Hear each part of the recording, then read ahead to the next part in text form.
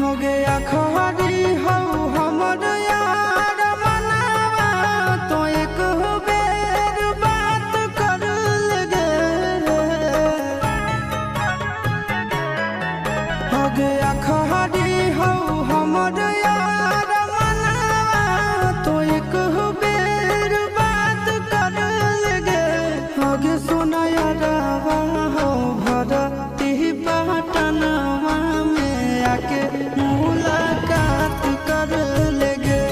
आगे सुना यारवा हो भरती पटनवा में आके मुलाकात कर लेगे। आगे चली जाइबू छोड़ी के